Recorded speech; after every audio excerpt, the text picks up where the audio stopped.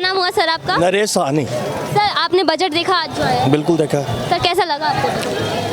Budget ठीक ठीक कह सकते हैं, कुछ अच्छाइयाँ भी हैं कुछ बुराइयाँ भी हैं, दोनों चीज़। बुराइयाँ विपक्ष इल्जाम लगा रहा है कि ना मिडिल क्लास के बारे में पहले सोचा जाता था ना अब सोचा गया है। ये बात तो सही है कि मिडिल क्लास बहुत उम्मीद लगा के बैठता है, और मिडिल क्लास का जो मेन चीज़ होती है वो होती है टैक्स।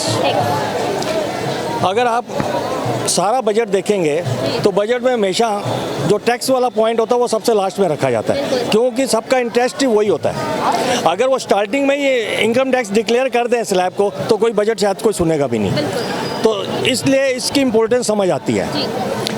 मिडिल क्लास को जो टैक्सेशन जो इन्होंने टैक्स स्लैब बनाए हैं 1-1 लाख रुपए के गैप पे बनाए हैं, 17,500 रुपये का फ़ायदा दिया है, और मैं समझता हूँ कि यह कोई ज़्यादा फ़ायदा नहीं था। जैसे इन्होंने 3 लाख रुपए पे पहला स्लैब था, अगर उसको 5 लाख रुपया कर देते जिसकी कि सब उम्मीद लगा के बैठे थे, तो मैं समझता हूँ कि मिडिल क्लास को बहुत हेल्प मिलती। सर आप इस बजट पे बहुत लोगों का कहना है विपक्ष से कि ये सरकार बचाओ बजट है। देखिए, इसको अगर हम दूसरे तरीके से देखें तो कुछ हद तक वो सही भी है, कुछ हद तक सही भी है। क्यों कि अगर 26,000 करोड़ का पैकेज दिया जाता है तो उसके पीछे मंशा तो साफ है, पर मेरा ये मानना है कि अगर ये पैकेज नहीं भी दिया जाता तो भी ये दोनों वैसाखियाँ छोड़ के जाने वाली नहीं है। उसका रीज़न ये है कि हर कोई सत्ता में रहना चाहता है, विपक्ष में कोई नहीं बैठना चाहता, पर उनको खुश रखने के लिए उन्होंने पैकेज दिया है। आप मानते हैं इस बात को कि बिहार पिछड़ा राज्य है? देखो जी, बिहार हो यूपी हो, सबको सहूलतें तो चाहिए, और सेंटर से हर स्टेट उम्मीद रखता है। हर स्टेट उम्मीद रखता है, पर इस बार बजट में ज़्यादातर प्रायोरिटी में सर सिर्फ आंध्र प्रदेश और बिहार को रखा गया। देखिए, मेरा ये मानना है, आप ऐसे मान के चलिए कि जैसे पूरे देश में अगर 50 गड्ढे हैं और उनको भरना है तो पहला गड्ढा कौन सा भरा जाएगा? जो आपके नज़दीक होगा। तो ये दोनों अब इस समय स्टेट आपके पास है, आपके साथ है, तो पहले उनको क्या, बाकी दूसरों स्टेट के बारे में भी सोचना चाहिए। आप मानते हैं कि जो अभी गठबंधन में है उन्हें खुश करने के लिए आंध्र प्रदेश और बिहार को चुना गया है? बिल्कुल, नो डाउट, इसमें तो कोई डाउट वाली बात ही नहीं है सर। इस तरीके से पार्शियलिटी नहीं, पर इसका फ़ायदा वहाँ की पब्लिक को तो मिलेगा ही ना, चाहे किसी भी, चाहे जोर जबरदस्ती से मिला, पर वहाँ के पब्लिक को तो फ़ायदा हुआ ना। बट सर अभी भी बिहार को जो है विशेष राज्य का दर्जा नहीं दिया गया। देखिए, आप एक बात समझिए कि विशेष राज्य का दर्जा देना कोई आसान काम नहीं है, उसके लिए बहुत फॉर्मेलिटीज़ होती हैं, बहुत चीज़ होती हैं, बहुत आंकड़े होते हैं, उनका कई चीज़ें देखी जाती हैं। ये कोई छोटी सी बात नहीं है कि उन्होंने कह दिया दर्जा दे दो तो एकदम से दर्जा दे देंगे, तो ये कोई इतना आसान काम नहीं है दर्जा देना। सर फिल्म इंडस्ट्री, उसका इम्पैक्ट बहुत लंबे टाइम तक रहता है। फिल्म इंडस्ट्री से भी कई ऐसे लोग हैं जो बीजेपी में है, कंगना रनौत है, रवि किशन है, इन लोगों ने भी इस बजट का समर्थन किया है, खुश हैं सभी इस बजट से?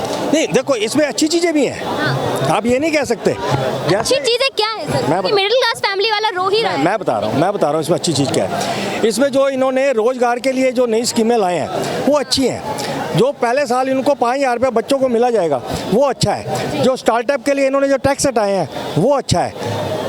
कैंसर की दवाइयों पे इन्होंने जो ड्यूटी हटाई है वो अच्छी है।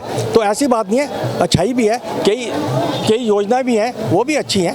सर आपको नहीं लगता कि दिल्ली को भी थोड़ा प्रायोरिटी लिस्ट में रखा जाना चाहिए? क्योंकि देश की राजधानी है दिल्ली, यहाँ पर अभी मुख्यमंत्री जेल में है। देखो, मुख्यमंत्री जेल में और बजट का आपस में कोई लिंक नहीं है। फिर भी सर एक तरीके से दिल्ली को सेंट्रल गवर्नमेंट के साथ की जरूरत नहीं, ये दोनों चीज़ें मेल नहीं खाती। वो कोर्ट में मैटर है, जेल में है, उसका बजट। तो सर राजधानी को कौन संभालेगा फिर? ये तो फिर कोर्ट देखेगी ना कि उसको जेल से सरकार चलानी है नहीं चलानी।